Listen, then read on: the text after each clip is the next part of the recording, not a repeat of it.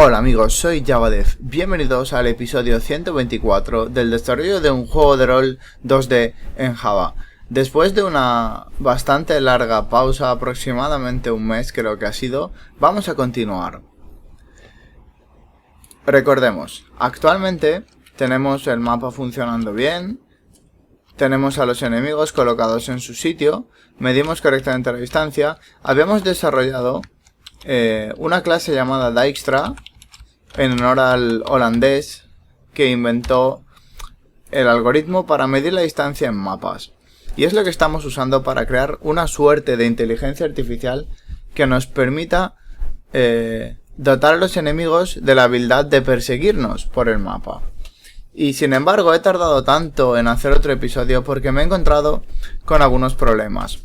Actualmente notaréis que el juego se ejecuta aproximadamente a 160 frames por segundo, 170, cuando no estoy capturando la pantalla, ya que eso consume recursos, llega hasta 240 más o menos.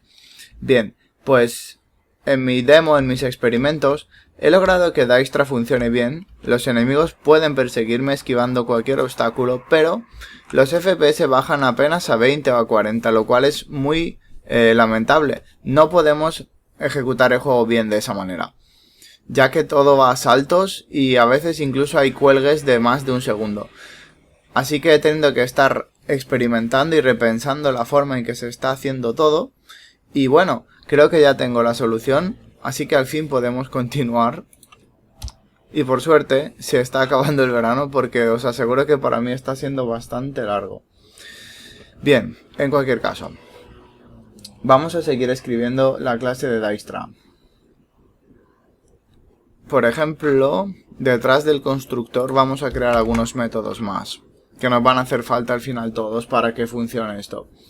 Vamos a escribir una versión del Dijkstra que va a funcionar de una forma moderadamente buena. Los frames por segundo se hundirán hasta 90 o 80 y luego optimizaremos algunas ideas y tal vez volvamos a alcanzar la velocidad actual, con algo de suerte. Todo depende de cómo estéis haciendo vuestro juego. Cuando digo cómo, quiero decir si el mapa es grande o pequeño, si hay muchos o pocos enemigos. Según esas variables, puede que os guste más un método u otro. Pero bueno, sin más, vamos a seguir. Vamos a crear un public point, obtener coordenadas del nodo coincidente. Final point punto. Este método tal vez no es muy explícito, pero la idea es que este punto, le voy a cambiar el nombre si queréis, punto jugador. Va a obtener la coordenada del jugador y lo que va a hacer es nos va a dar el nodo que coincide con esa coordenada. ¿De acuerdo? Así que creamos un rectángulo punto exacto es igual a new rectangle. Punto X, lo dividimos entre constantes, punto, lado del sprite, ya que la coordenada está en píxeles. Tenemos que dividir entre el lado del sprite, que en mi caso como siempre es 32, y luego hacemos lo mismo con la Y.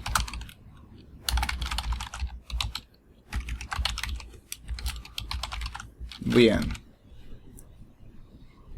Es punto jugador, por cierto. Y como veis esto ya no cabe, así que vamos a bajarlo a la línea de abajo para que se pueda ver bien todo. Bien, Eclipse a veces decide hacer cosas raras, no me preguntéis por qué, ahora.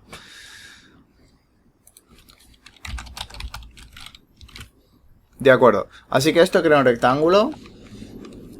Bueno, nos falta el tamaño, va a ser 1 y 1, porque lo que queremos es, digamos que definir un punto que va a ser solo un rectángulo de un píxel. Y así es imposible que el jugador esté en más de un nodo a la vez. Porque si fuera más de un píxel, existe la posibilidad de que el jugador se encuentre en más de un nodo. Y no nos interesa. Para lo que vamos a usar este método es para decidir hacia qué nodo debe moverse el jugador. Ya que cuando estamos en un nodo, queremos saber cuál es el siguiente nodo al que vamos a viajar. Si estamos en más de un nodo, la matemática puede fallar. Así que, como os digo, necesitamos esto bien hecho. Ahora vamos a crear un point, punto exacto, igual a null.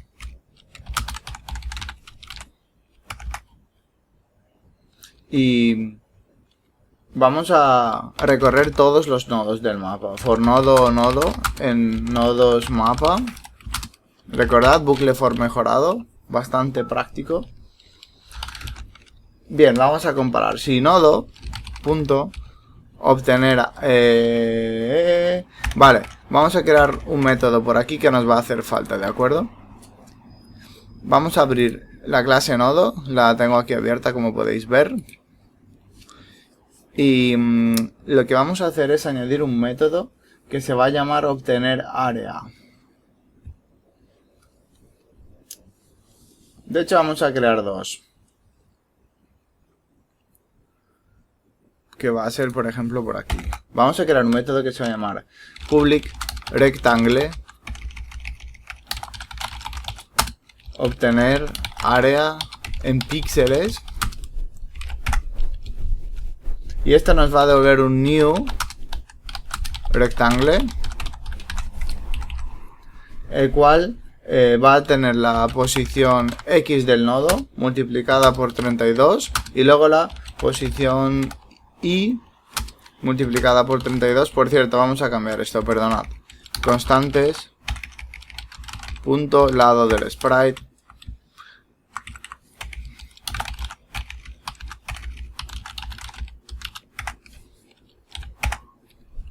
Y a continuación más de lo mismo.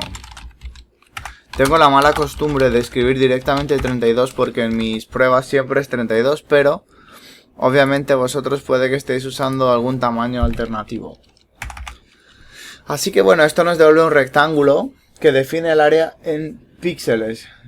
¿De acuerdo? Y ahora vamos a hacer otro llamado public rectangle obtener área. Este simplemente va a devolver el lugar en el que está el nodo, pero sin traducir a píxeles su posición. Return new rectangle.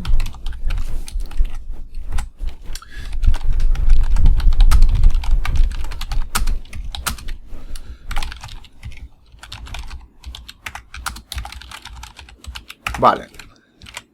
Con estos dos métodos podemos continuar, ¿de acuerdo?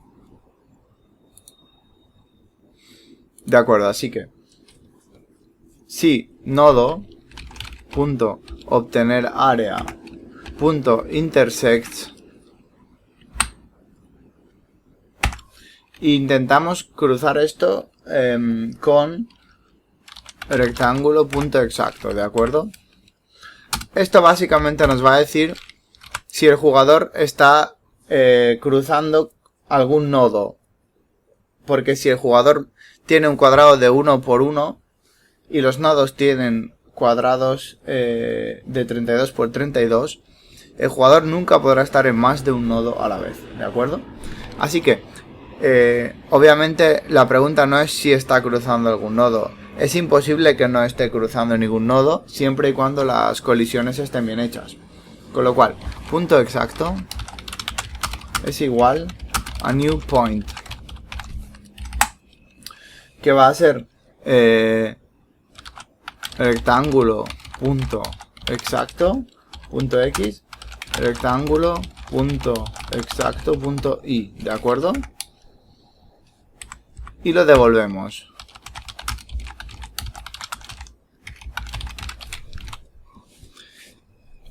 Y además, de todas formas, tenemos que moverlo fuera para que no nos dé este error en la compilación. Ya que es como si no devolviéramos nada, porque lo que está en ifs puede que pase y puede que no, según Java. Entonces, ¿por qué lo devuelvo dos veces si podríamos devolverlo solo al final? Porque estamos recorriendo muchos nodos en el mapa. Y si ya hemos encontrado uno que coincide, sabemos que no va a coincidir ninguno más. No necesitamos seguir iterando este bucle y perder el tiempo. Así que en cuanto encontramos el nodo, hacemos return y salimos del bucle, del método y de todo, ¿de acuerdo? Bien. Siguiente.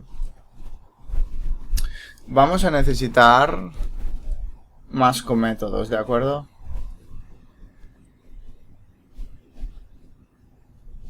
Vamos a crear un método llamado clonar nodos del mapa a pendientes.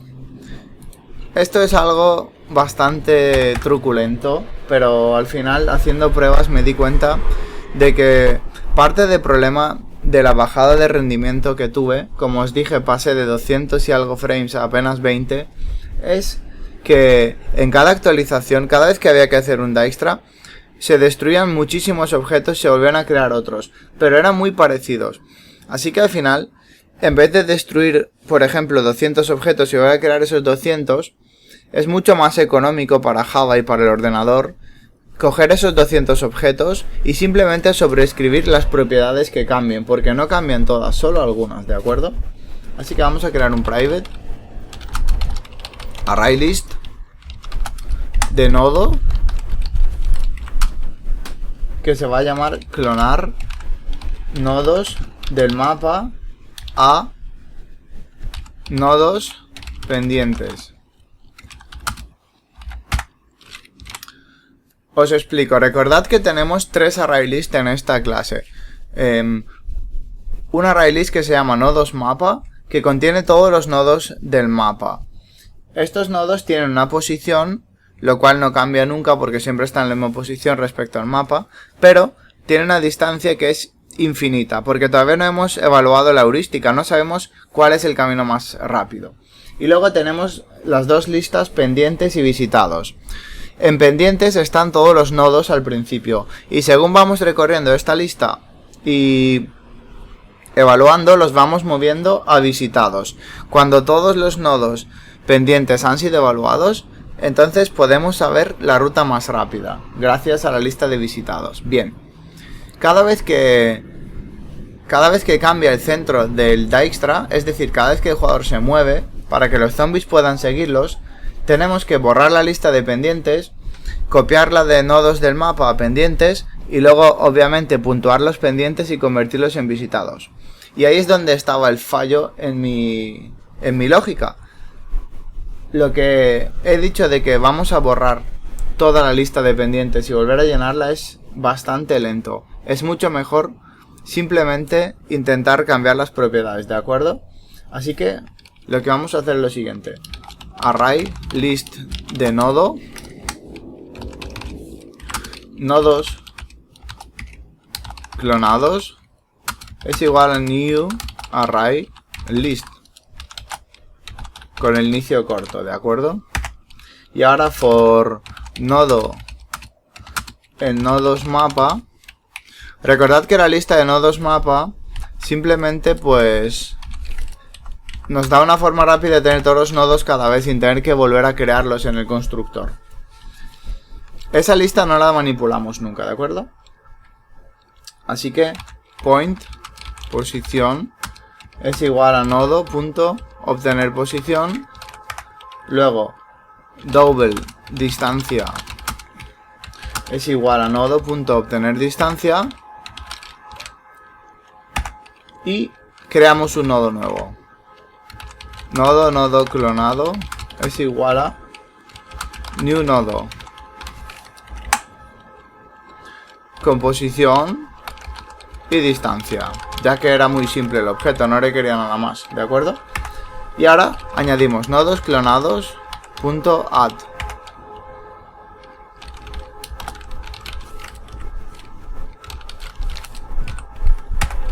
Return nodos clonados. Y ahora sé lo que estáis pensando, os estaréis preguntando, ¿no era más fácil simplemente hacer lo que estábamos haciendo? Os lo voy a enseñar. Esto directamente no es mejor. Bien, esa línea está mal y la vamos a borrar por una sencilla razón. Recordad que en Java, cuando vamos creando variables, no estamos creando objetos, sino referencias a los objetos, ¿de acuerdo?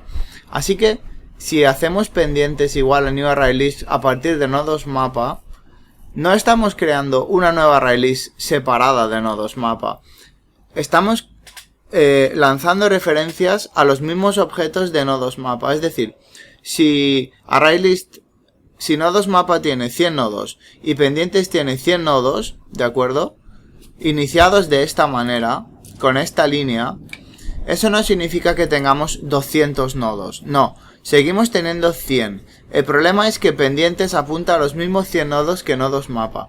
¿Esto qué quiere decir?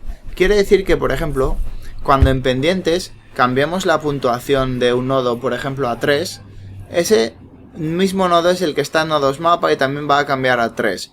Y eso no nos interesa, ¿de acuerdo? Así que, si hacemos esto, además vamos a crear por descuido un bug en el cual los zombies no funcionarán, no tendrán una inteligencia artificial apropiada, ya que se estarán equivocando, por así decirlo, con la distancia correcta. Así que mucho cuidado con la forma en que funcionan los objetos en general en Java. Bueno, en Java y en cualquier otro lenguaje similar como JavaScript, C#, en fin, ya me entendéis. Así que bien, este método lo necesitaremos también más adelante. Veamos. Vamos a crear tercer método, uno que se va a llamar obtener, veamos, obtener nodos vecinos. Este lo que va a hacer es a partir de un nodo nos va a dar todos los vecinos que existen, ¿de acuerdo? Y ya veréis para qué sirve. Es bastante parecido al que teníamos antes. Ahora veréis a qué me refiero. Private ArrayList nodo obtener nodos vecinos. Así que le damos un nodo y a partir de ese nodo nos va a dar a todos los nodos vecinos. Lo cual obviamente omitirá los que están fuera del mapa, los que no se pueden atravesar porque son sólidos, etc. Así que vamos a crear un int inicial i, por ejemplo.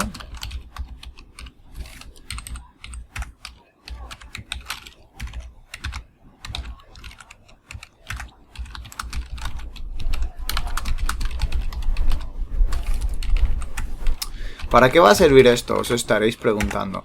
La cosa es la siguiente.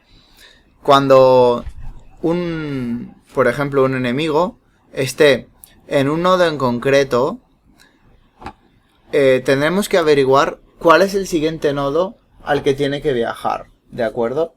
Así que, suponiendo que esté, por ejemplo, en una parte muy vacía del mapa, si está en un nodo, puede estar rodeado de otros 8 nodos a su alrededor. Así que, antes de decidir cuál de esos 8 nodos es el ideal, gracias a la puntuación que le ha dado Dijkstra, primero tenemos que saber cuáles de esos nodos están disponibles. Los 8, o tal vez hay paredes, tal vez estamos en el borde del mapa, ¿de acuerdo? Así que este método es importante. Creamos una ArrayList de nodo, que se va a llamar nodos vecinos, igual a new, ArrayList.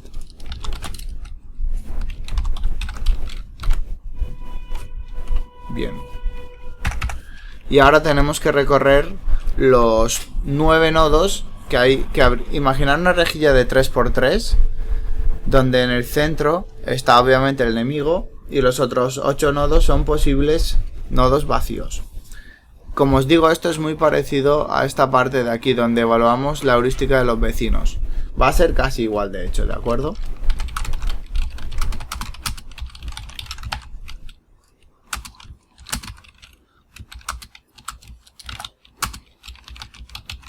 Si no entendéis lo que estoy haciendo, es esencialmente lo mismo, como os digo, que el método anterior.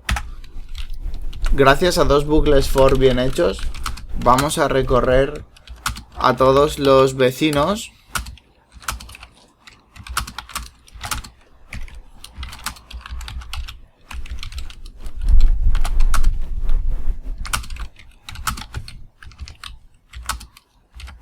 ¿De acuerdo?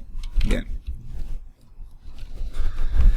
Como siempre, primero vamos a comprobar si el nodo que estamos evaluando está dentro del mapa, porque si está fuera no tiene sentido que lo evaluemos.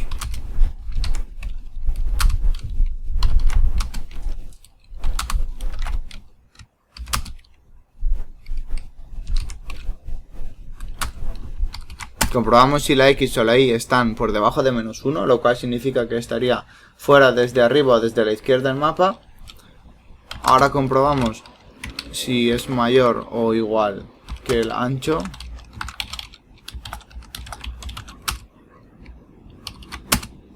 Y lo mismo con la Y.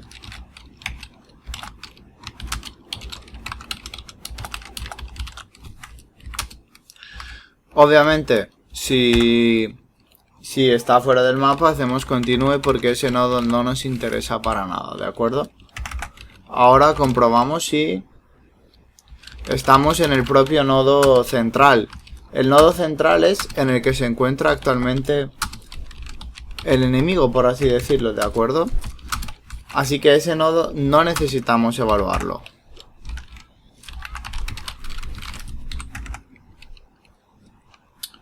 Ahora vamos a ver si la posición que estamos mirando tiene un nodo. Si no tiene ningún nodo y no está fuera del mapa y no es el propio enemigo, significa que esa parte no se puede transitar, tal vez una pared o cualquier otra cosa.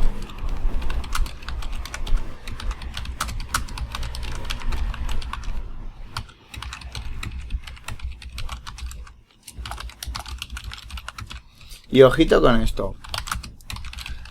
En la parte anterior donde estábamos evaluando la heurística, usábamos obtener índice del nodo por la posición en pendientes, ya que lo estábamos evaluando. En este caso, lo que vamos a hacer es darle al enemigo nodos para ir buscando al jugador. Y esos nodos ya están visitados, porque ya tienen puntuación, ¿de acuerdo? Importante. Así que es por posición en visitados.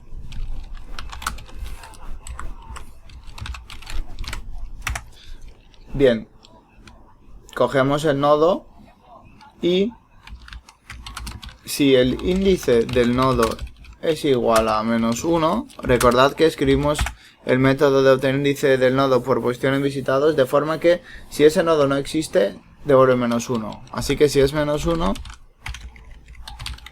continuamos. Bien, suponiendo que hayamos pasado todas estas pruebas, significa que el nodo existe y que se puede utilizar. Así que hacemos lo siguiente: nodos vecinos.add visitados.get y cogemos el índice del nodo. Y ahora solo tenemos que devolverlo. Return nodos vecinos. De acuerdo. Bien. Voy a dejarlo por aquí para que no se alargue mucho más.